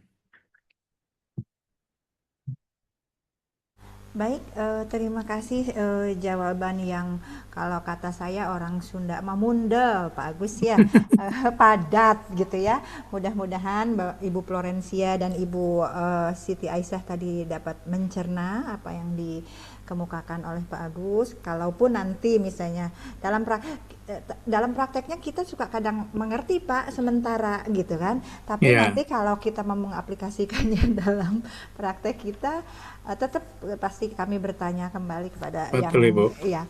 Mudah-mudahan nanti Bapak terus membuka ya peluang kami untuk bertanya. Baik, sesi yang kedua masih ada pertanyaan? Bapak Ibu? Kalau tidak ada, ini tadi saya ada beberapa mencatat Pak Agus ya. Sedikit saya sampaikan, ini ada pertanyaan nih, tadi sebenarnya sudah cukup terjawab dari pernyataan dari Pak Agus tadi bahwa poin bahwa pendidikan itu harus linear. Tadi di kolom chat ada yang bertanya, saya seorang pensos kemudian melakukan tugas belajar sebagai psikolog. Nah, bagaimana selanjutnya pendidikan saya ini gitu. Tadi cukup menjawab ya sebenarnya ya Pak Agus ya, gimana si instansi pembina ini memerlukan apa yang dibutuhkan. Mungkin begitu ya kurang lebih Pak Agus. Betul Bu. Jadi memang kalau pensos itu ke psikolog memang ada kaitannya langsung Bu. Betul. Nah, ini cukup menjawab tadi. Kemudian ada juga nih Pak Agus. Oh ya, saya simpulkan dulu dari Ibu Sipa. Tadi poinnya ya Pak. Poinnya bahwa mereka yang diberhentikan sementara ini poinnya dapat diangkat kembali. Selamat ya untuk kita para fungsional. Kemudian Pak Agus ini ada pertanyaan. Pensos terampil. Nah, dengan pangkat jabatannya 2C, kemudian selesai S1, apakah bisa uji kompetensi jika nilai belum 100? Itu juga ya pertanyaannya. Kemudian ada juga yang tadi sebenarnya sudah menjawab sih, ini ada penyuluh tapi pendidikannya katanya sarjana teknik ya. Nah, ini juga bagaimana jenjang berikutnya gitu. Kemudian juga ada pertanyaan, apakah P3K bisa penyesuaian ijazah? Itu Pak Agus ya, kalau yang saya lihat dari tadi kolom chat. Mungkin Bapak Agus bisa sedikit memberikan pencerahan Pak? Baik Ibu. Yang pertama mungkin bagi yang keterampilan tadi, pangkatnya 2C ataupun 2D, maka tentunya tadi saya katakan apabila mempunyai ijazah yang linear maka segera diusulkan untuk ujian penyelesaian ijazah. Nanti setelah dinyatakan lulus ujian penyelesaian ijazah, maka yang bersangkutan nanti bisa menggunakan klausul yaitu tadi kenaikan pangkat karena penyelesaian ijazah tadi. Nanti angka kreditnya walaupun belum 100, maka dia tetap dimungkinkan nanti diberikan kenaikan pangkatnya dulu ke 3A, nanti setelah itu baru ikut uji kompetensinya ke level pertama. Menggunakan perpindahan lain tadi, artinya tadi saya kasih gambaran di penyelesaian ijazah tadi sebagai dasar untuk karirnya tadi. Jadi nggak harus nunggu 100, tapi ujian penyelesaian ijazah itu dimungkinkan. ujian penyelesaian ijazah. Nanti setelah ujian penyelesaian ijazah, pangkatnya dia posisinya sudah 3A, berarti sudah posisi 3A dimungkinkan nanti ikut uji kompetensi ke level pertama ataupun keahlian. Jadi tadi kalau dulu tidak dimungkinkan, nah sekarang dimungkinkan walaupun pangkatnya masih 2C, kemudian masih di posisi di pemula, maka dimungkinkan yang bersangkutan untuk mengikuti penyelesaian ijazah. Nanti setelah lulus, nanti pangkatnya disesuaikan dulu, baru nanti dimungkinkan untuk uji kompetensi ke level pertama menggunakan perpindahan jabatan lain. Nah itu Bu, jadi dimungkinkan itu. Itu. Yang dua lagi, yang satu lagi apa tadi Bu ya?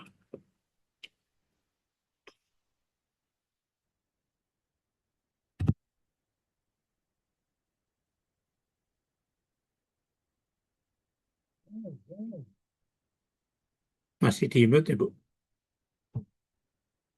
Mohon maaf. Ya, sebenarnya pertanyaannya serupa tapi tak sama ini. Iya Bu. Tadi ada pertanyaan di kolom chat itu bahwa beliau sudah diangkat menjadi pensos ini dengan latar belakang pendidikan teknik ya, ST gitu ya Pak ya. Ya.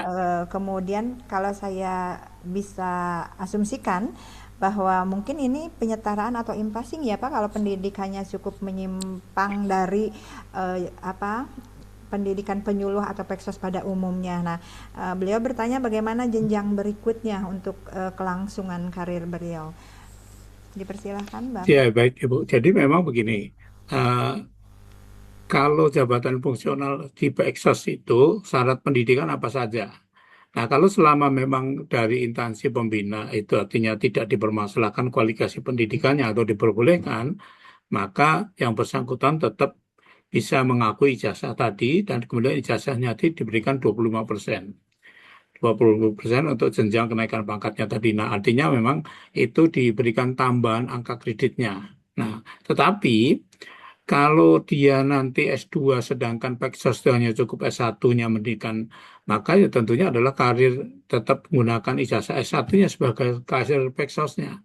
S2 itu hanya sebagai tambahan saja.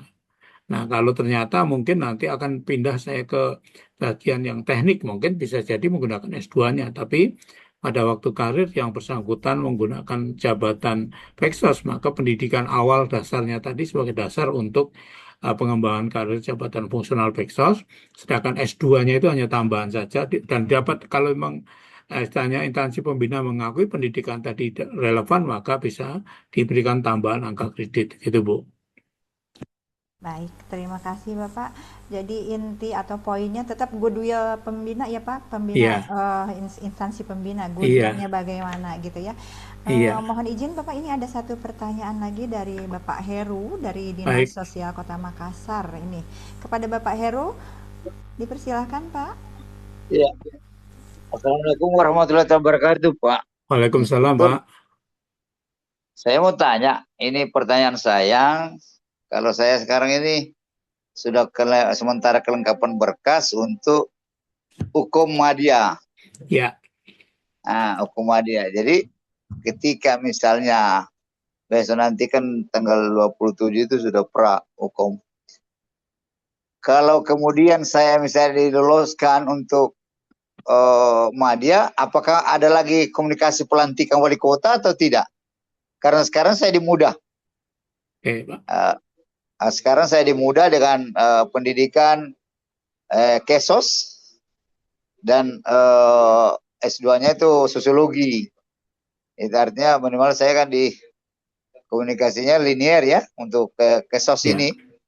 Nah, berarti apakah masih ada istilah pelantikan lagi untuk kenaikan jenjang ini dari saya muda ke madya? Ya. Seperti itu Pak. Kasih. Baik Pak. Baik. Baik, jadi langsung saja Bu, mohon maaf. Jadi untuk Bapak, tadi saya katakan diatur di dalam Perkapk nomor 7 tahun 2017, itu disebutkan bagi mereka yang naik jenjang, maka dapat dilakukan pelantikan. Artinya dapat itu bisa, tidak bisa, iya. Artinya kalau untuk dari muda ke madya seharusnya tidak wajib untuk pelantikan. Jadi nggak perlu wajib pelantikan. Jadi berlangsung diangkat, terima ijazah, terima SK, maka bisa langsung ke posisi untuk level madya. Jadi sudah langsung diakui tanpa perlu pelantikan. Tapi kalau madya ke utama wajib adanya pelantikan. Karena SK Presiden itu dibunyikan berlaku sejak pelantikan. Makanya itu untuk yang muda ke madya tidak perlu wajib pelantikan, tapi kalau madya ke utama wajib pelantikan. Yang tadi belum saya terjawab untuk P3K sekali lagi, sementara ini regulasi untuk pengembangan karir P3K masih belum ada. Makanya pengembangan karir untuk P3K belum bisa naik jenjang. Masih kalau diangkat di level pertama maka tetap masih.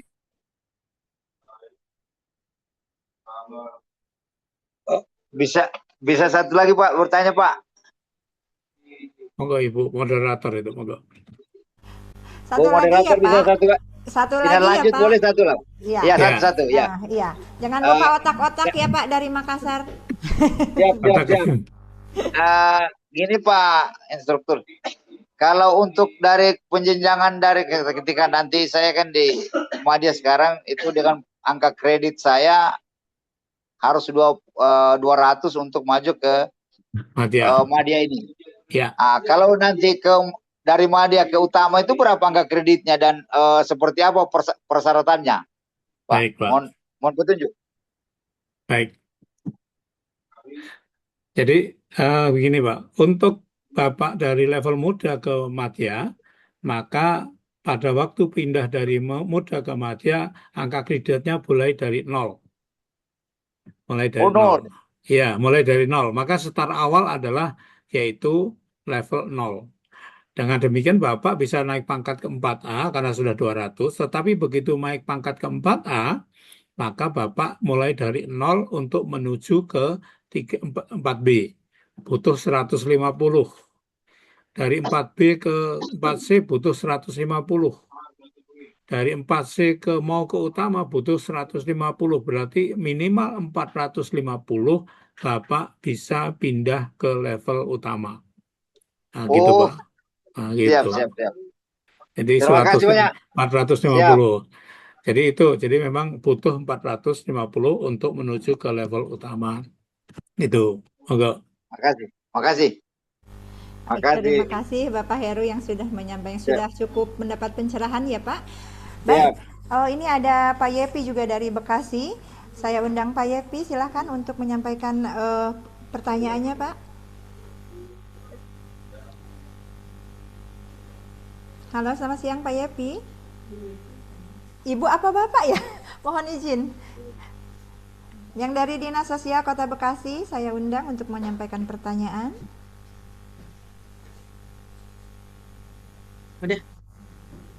Sudah? Iya, izin Bu. Oh ya, mohon maaf Ibu ya, aduh, mohon maaf Ibu cantik. Tidak apa-apa Bu. Siang Pak. Siang Ibu. Izin bertanya, saya adalah penyuluh sosial pertama dari jalur in-passing Pak. Angka kredit saya itu saat ini 83,75 dan saat ini saya sedang S2 jurusan Humas Pak.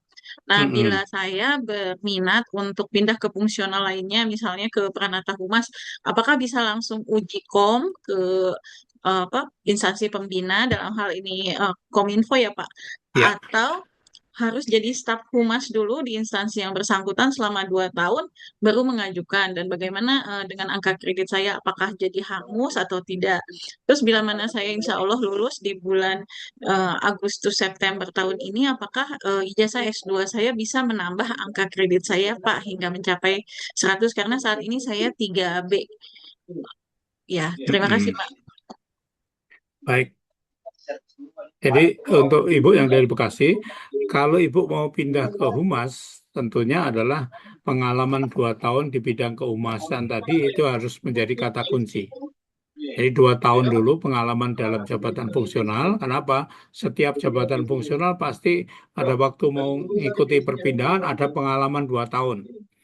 2 tahun dalam jabatan fungsional tadi sebagai dasar untuk pindah nanti. Nah, angka kreditnya berapa? Angka kreditnya nanti akan diberikan tadi yang saya kasih gambar pangkatnya berapa, pendidikannya apa, nanti akan menjadi nilai dasar untuk angka kredit yang diberikan bagi mereka-mereka yang perpindahan dari jabatan lain.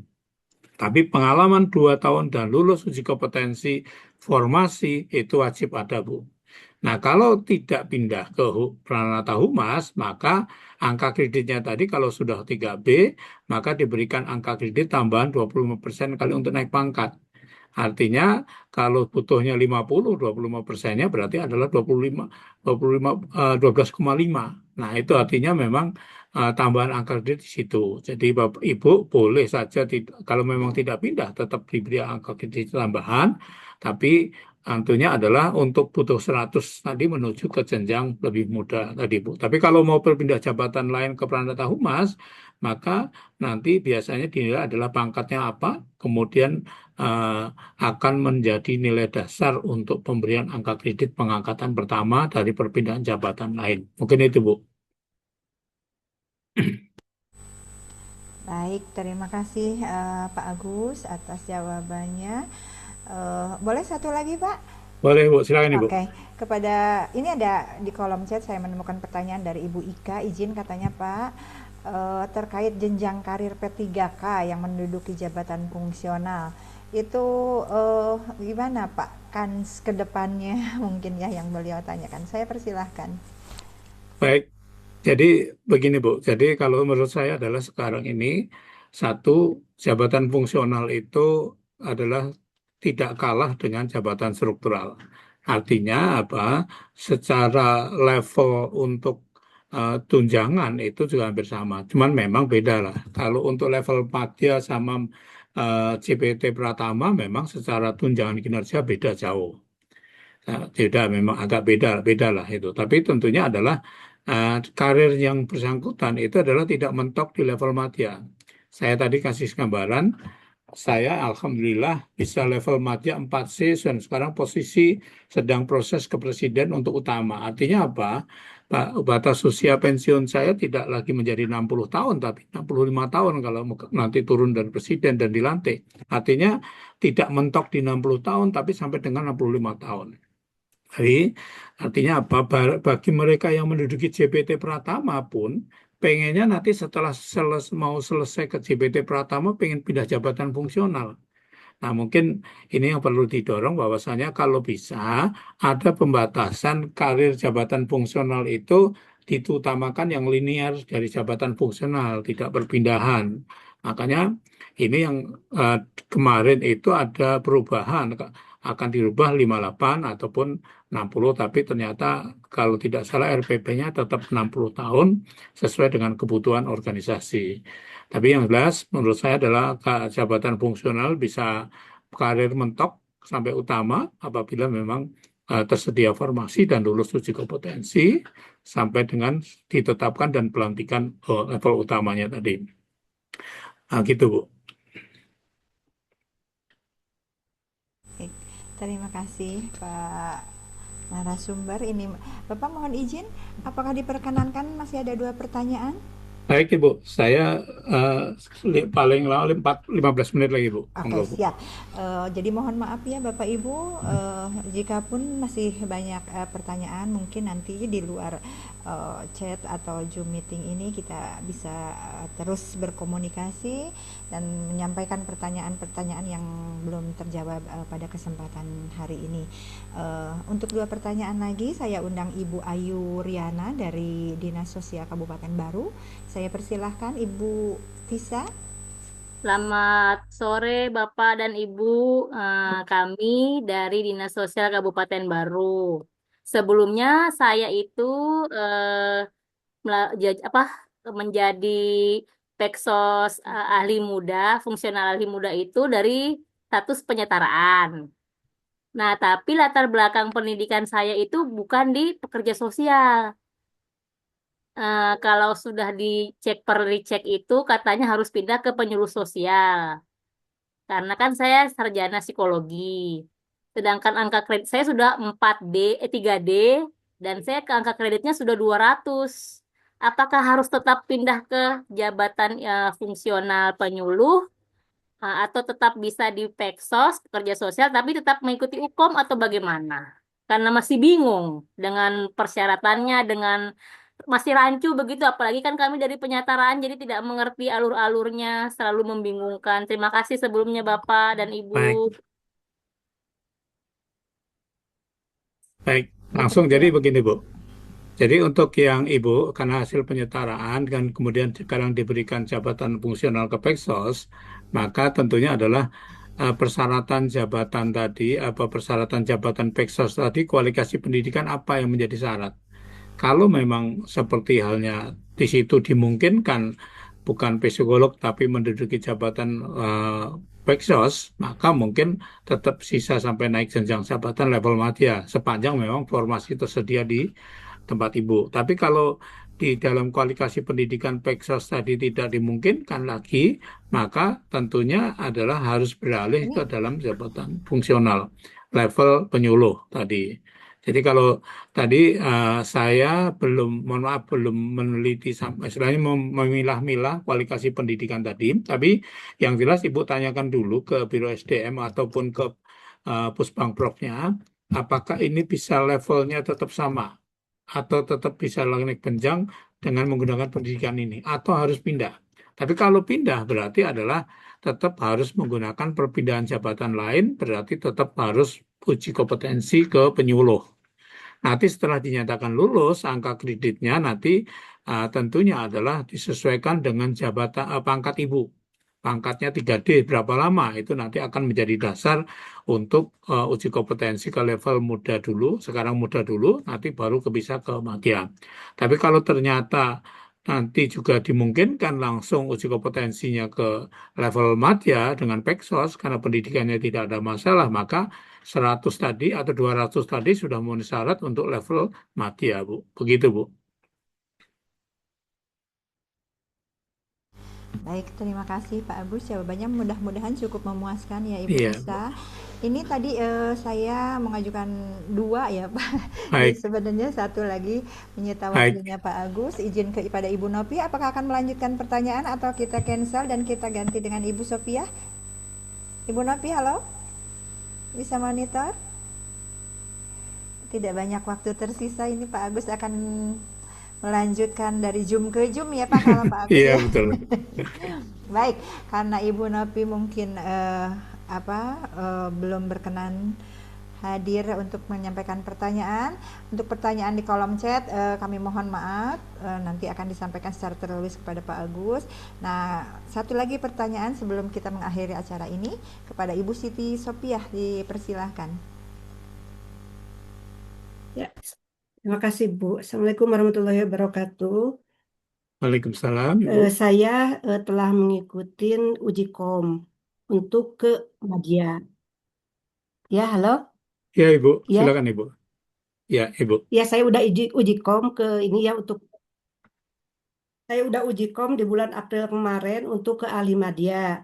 Nah, sekarang lagi proses untuk naik jenjang ke madya ya. Nah, angka kredit saya kan udah dikumpulkan nih 200. Ya, Nah, setelah saya, misalkan saya nanti udah naik jenjang ke ahli madya, nah kemudian saya, apakah saya bisa langsung mengajukan untuk naik pangkat ke 4B? Sekarang saya 4A, Bu, 4A dari tahun 2022, 4A-nya. Nah, apakah nanti saya bisa langsung mengajukan ke 4B dengan kan membutuhkan 150 nih. Kemarin ya, kan udah 200. Atau ya. harus mulai dari awal lagi ngumpulin angka kreditnya. Atau bisa dari yang dipakai yang kemarin saya kumpulin 200 itu. Itu aja mungkin pertanyaannya. Terima kasih. Oke, baik. Ibu Sophia, sekarang jabatannya apa, Ibu? Muda atau madya? Muda, Pak, muda. Muda. Ya, Oke, baik. baik. Karena muda, Ibu pangkatnya 4A, maka tentunya sekarang adalah Ibu mengikuti uji kompetensi dulu ke madya. Nah, setelah lulus uji kompetensi ke madya, maka nanti akan diberikan angka kredit.